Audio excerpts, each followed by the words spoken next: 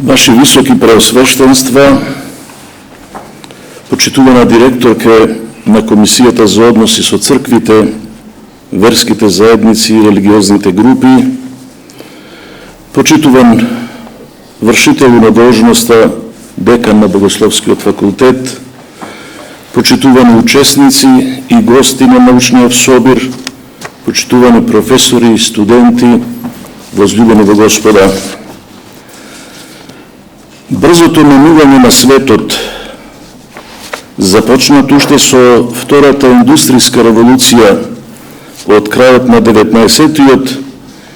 и дополнително засилено со дигиталната револуција од втората половина на 20-тиот век,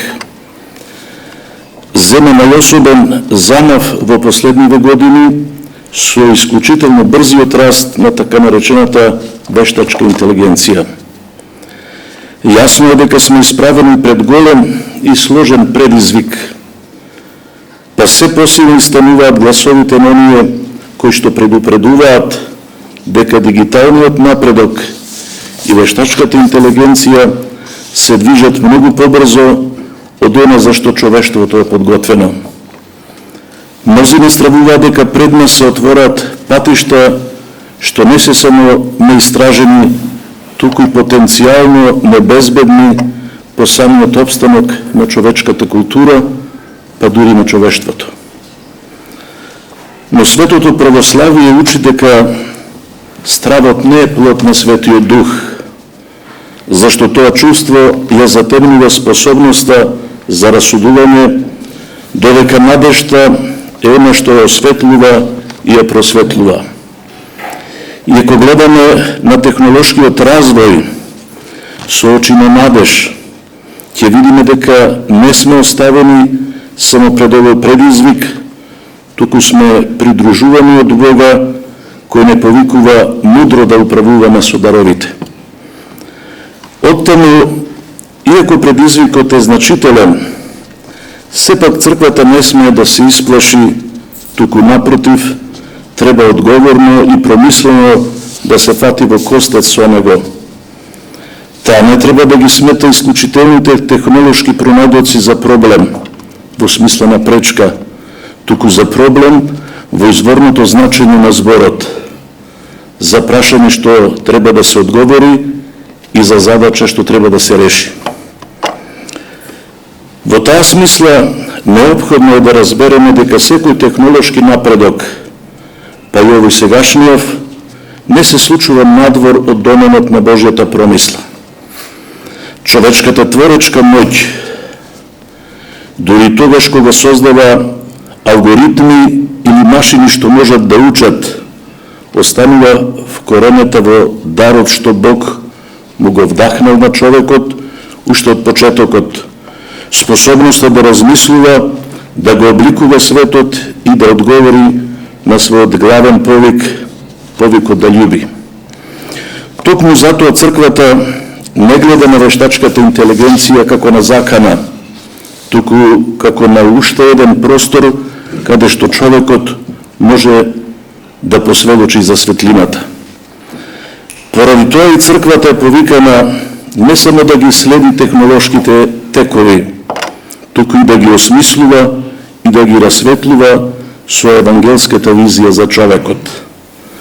Таа треба трпеливо да подсетува дека се што е вештачко,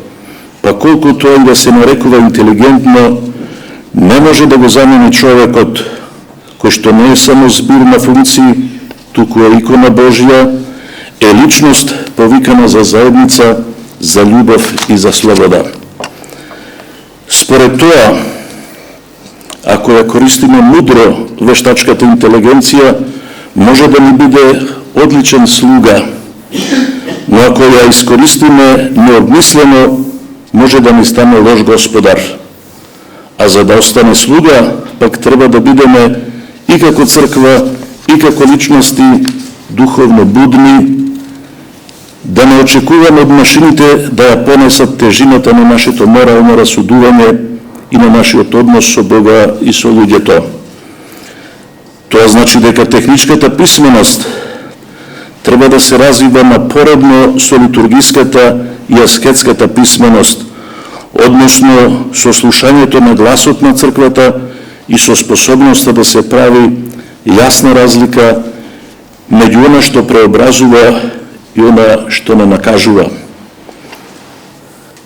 Ако вештачката интелигенција им помага на луѓето да го најдат патот до верата, тогаш таа станува продолжена рака на пастирите.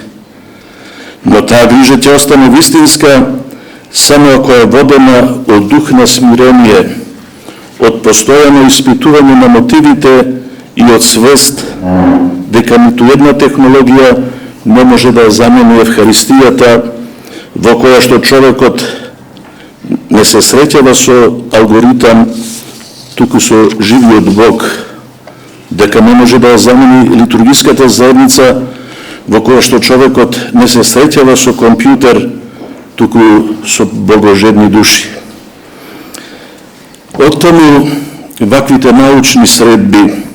се едни од средствата кои што црквата ги презема во тој правец. Почитуваните учесници на научниот собир верувам дека ќе се обидат да појаснат како црквата да го поима напредокот во дигиталниот свет